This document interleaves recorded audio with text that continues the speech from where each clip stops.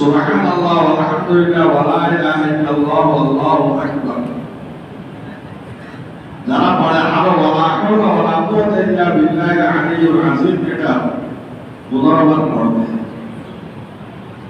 কেরাত ওয়াগেরা ওই দৈনিক নামাজের মতো সূরা ফাতিহা কেরাত ওয়াগেরা পড়বে। এইভাবে রুকুতে গিয়ে তাসবিহ পড়ার পর 10 বার পড়বে, রুকু থেকে উঠিয়া 10 বার পড়বে, সিজদাতে গিয়ে তাসবিহ পড়ার পর সিজদাতে 10 বার পড়বে, সিজদা থেকে উঠিয়া 10 বার পড়বে, দ্বিতীয় সিজদাতে গিয়ে তাসবিহ পড়ার পর 10 বার পড়বে, উঠিয়া 10 বার পড়বে, তারপর দাঁড়ায়া দ্বিতীয় রাকাতের মধ্যে এভাবে কেরাত ওয়াগেরা পড়ার পর সেটা আবার 15 বার পড়বে। রুকুতে গিয়ে তাসবিহ পড়ার 10 বার পড়বে, তাসবিহতে উঠিয়া 10 বার, রুকু থেকে উঠিয়া 10 বার পড়বে, সিজদাতে গিয়ে তাসবিহ পড়া 10 বার পড়বে, সিজদা থেকে উঠিয়া 10 বার পড়বে।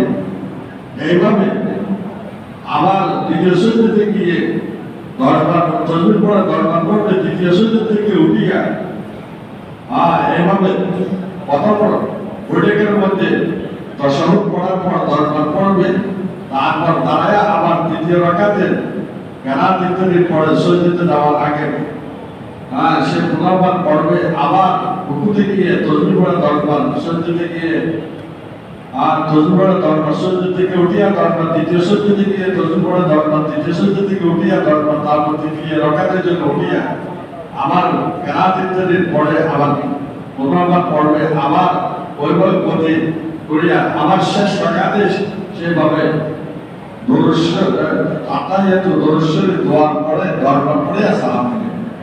এক রাকাতে 75 বার